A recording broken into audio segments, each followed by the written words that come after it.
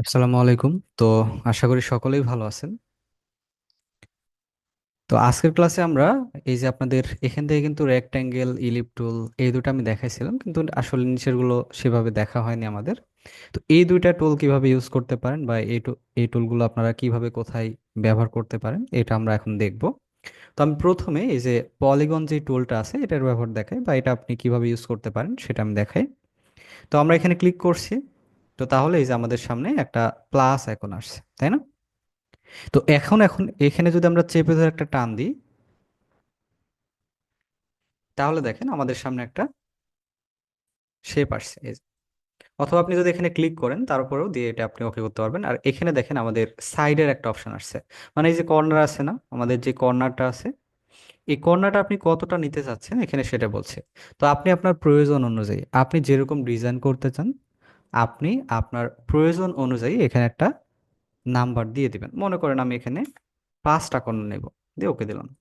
তাহলে দেখেন আমাদের 5টা কর্নার আসছে, 1 2 3 4 5। ঠিক আছে। আবার ক্লিক করেন, এখানে যদি আমি 10টা কর্নার দিই, দিয়ে ওকে দিই, তাহলে দেখেন এই যে 10টা আসছে। তো আপনি এখান থেকে যতটা কর্নার প্রয়োজন, আপনি যদি এখানে ক্লিক করেন, এখানে আপনার এই যে সাইড চাইবে, এখানে আপনার যে কয়টা কর্নার প্রয়োজন হবে আপনি এখানে দিয়ে জাস্ট ওকে করবেন, তাহলে চলে আসবে। ঠিক আছে। আচ্ছা, এরকম ভাবে আপনি কর্নার বাড়াইতে পারেন। আরেকটা উপায় আছে। তো এখান থেকে আপনি মাউস পয়েন্টার চেপে ধরে টান দিবেন। ঠিক আছে। টান দেওয়ার পরে এই যে আপনার কিবোর্ডের যে আপ ডাউন অ্যারো আছে, এইটা আপনি যদি ক্লিক করেন, আপনি কর্নারগুলো কম বেশি করতে পারবেন। দেখেন আমি যদি এটা বাড়াই, এই যে দেখছেন বাড়ছে। এখন যদি আমি এটা কমাই দিই, তাহলে দেখেন কমে যাচ্ছে, এই যে এই যে। ঠিক আছে। তো আপনি মাউস পয়েন্টার চেপে ধরে এটা কম বেশি করতে পারবেন এরকম ভাবে। আপনার ডিজাইন অনুযায়ী অবশ্যই এটা নেবেন, আপনি যেরকম ডিজাইন করতে চান। ঠিক আছে। তো এরকম ভাবে আপনি নিতে পারবেন, অথবা আপনি এখানে ক্লিক করে আপনি সাইড যদি সিলেক্ট করে দেন তবুও হবে। ঠিক আছে। আচ্ছা, এটা হচ্ছে পলিগন টুল। আর নিচে দেখেন আরেকটা আছে আমাদের স্টার টুল।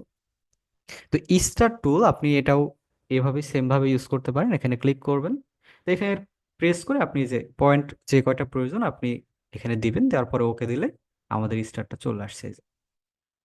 আবার সেম ভাবে আপনি যদি এখানে চেপে ধরে টান দেন, দিয়ে যদি আপনি মাউস আপ ডাউন করেন, তবুও আপনি এরকম ভাবে স্টার নিতে পারবেন। মনে করেন আপনার সূর্যের মতো একটা কালার প্রয়োজন আছে, আপনি কি করবেন? অনেকগুলো নিয়ে নেবেন। এই যে সূর্যের মতো একটা ডিজাইন আসছে, দেখছেন? এই যে এই যে। আচ্ছা, এটা আমরা শিফট চেপে ধরে টানবো, তাহলে এটা কম বেশি হবে না। এই যে। আপনি যখনই কোনো ডিজাইন কম বেশি করতে যাবেন অবশ্যই সেটা শিফট শিফট ধরে কম বেশি করবেন। ঠিক আছে, তাহলে কি হবে? ডিজাইন চেঞ্জ হবে না। আর অল্ট শিফট যদি যদি ধরে টান দেন, সেক্ষেত্রে কি হবে? সব দিকে একই সাথে বড় হবে। এই যে এটা আমি শিখাইছি অবশ্যই। তো এইভাবে আপনি বিভিন্ন ডিজাইনের ক্ষেত্রে এই যে স্টার টুল, তারপর আপনার এই যে পলিগন, এইগুলো আপনি ইউজ করতে পারেন। ঠিক আছে, এখান থেকে। তো আপনাদের ইফেক্টের আরেকটা কাজ দেখানো মনে হয় বাকি ছিল আমার, আমি ওটাও দেখাই দিই আপনাদের একই সাথে। আচ্ছা, আমি এই টুলটাই নিই, এখান থেকে আমি এটা পলিগন টুল নিচ্ছি।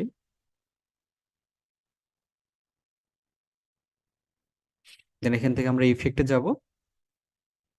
দেন এই যে আমরা প্রথমে যেটা সেটা দেখি না, ফ্রি ডিস্টর্ট। ঠিক আছে। তো এটা আমরা দেখি না, এখানে এটার কাজকে আমি দেখাই দিই। তো এটার কাজ হচ্ছে আপনার এই যে মেন সাবজেক্ট, যে মেন সাবজেক্টের এই যে বর্ডার দেখছেন না, এটা ঠিক থাকবে, কিন্তু আপনি মাঝখানের ডিজাইনটা পরিবর্তন করতে পারবেন। কিভাবে? দেখেন এখান থেকে যদি আমি একটু টান দিই এটা,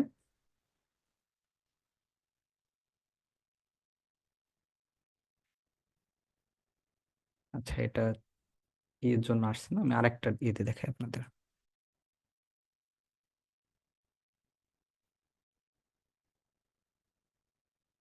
এটা কর্নার কমের জন্য, এই যে অ্যাঙ্কার পয়েন্ট কমের জন্য এটা আসছে না, আমি এটাতে দেখাই আপনাদের। তো এখান থেকে দেখেন এখন যদি আমি এটা ধরে টান দিই, তাহলে কি হবে জানেন? এই যে আপনার মেইন সাবজেক্ট এর যে বর্ডারটা, সেই বর্ডারটা আপনার ঠিক থাকবে, কিন্তু এই যে আপনাদের যে কর্নার, এই কর্নারটা কিন্তু বড় হয়ে যাবে। এটা মূলত আমাদের ওই যে 3D-র মধ্যে কাজ করবে। ঠিক আছে, দেখেন আমি যদি একটু দেখাই তাহলে এটা আরো বুঝতে পারবেন। এই যে দেখেন, তো এখন কি মনে হচ্ছে এই দিক থেকে একটা মানে এদিক থেকে শুরু হয়ে আমাদের এদিকে আসছে, তাই না? এরকম একটা ডিজাইন হয়েছে। তো এখান থেকে আপনি যদি স্ট্রোকের কালারটা আরো বাড়াই দেন তাহলে এটা আরো ভালো মতো বুঝবেন। এই যে দেখেন, এই যে। তো আমাদের কিন্তু এই যে মেন যেটা সাবজেক্ট সেটা ঠিক আছে, মেন বর্ডার যেটা সেটা ঠিক আছে, কিন্তু আমাদের ডিজাইনটা পরিবর্তন হয়েছে এই যে। আচ্ছা, এখন এখানে একটা মজার বিষয় আছে, আপনি যদি একটা ঘুরিয়ে দেন এটা দেখেন, এটা ডিজাইন কিন্তু পরিবর্তন হবে, ঠিক আছে? এই যে দেখেন, এটা ডিজাইন পরিবর্তন হবে। এই যে দেখছেন, আমাদের কি হয়েছে, এখন কিন্তু একদম সমান হয়ে গেছে, তাই না? এইদিকে বড় হয়ে গেছে, দেখেন। এই যে আবার এদিকে ইয়ে হয়ে গেছে। তো এরকম ভাবে আপনি এইখান থেকেও ডিজাইনটা পরিবর্তন করতে পারবেন। এগুলো অনেক সময় কি হয়, ওই যে আপনার বিভিন্ন কার্ডের ক্ষেত্রে, বিভিন্ন হিডিং লেখার ক্ষেত্রে এগুলো এরকম ভাবে ইউজ করা হয়। এই যে মনে করেন এই কর্নার থেকে আসছে একটা ডিজাইন, বা উপর থেকে নিচের দিকে একটা ডিজাইন আসছে এরকম, ঠিক আছে? এই যে এটা আপনি প্র্যাকটিস করবেন অবশ্যই, এখান থেকে প্র্যাকটিস করবেন। এখানে আরো অনেকই আছে, আমি দেখাই এখান থেকে, ইফেক্ট থেকে যদি আমি আবারও দেখাই আপনাদের। এই যে আপনি এই কর্নার গুলো কম বেশি করতে পারবেন, এই যে এখান থেকে, বা এখান থেকে আপনি এটা ছোট বড় করতে পারবেন এরকম ভাবে।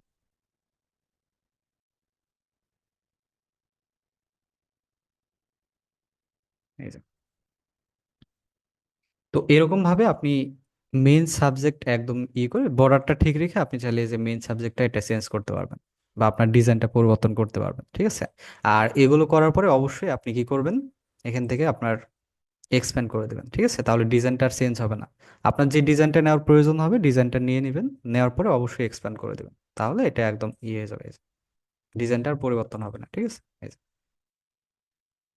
এই যে। তো আজকের ক্লাসে আমরা এতটুকু শিখছি, আশা করব এই বিষয়গুলো আপনি ক্লিয়ারলি অবশ্যই বুঝতে পারছেন। আর অবশ্যই এগুলো বেশি বেশি প্র্যাকটিস করবেন। দেখেন আমি এটা আবারও বলছি, ডিজাইনটা সম্পূর্ণ আপনার নিজের কাছে।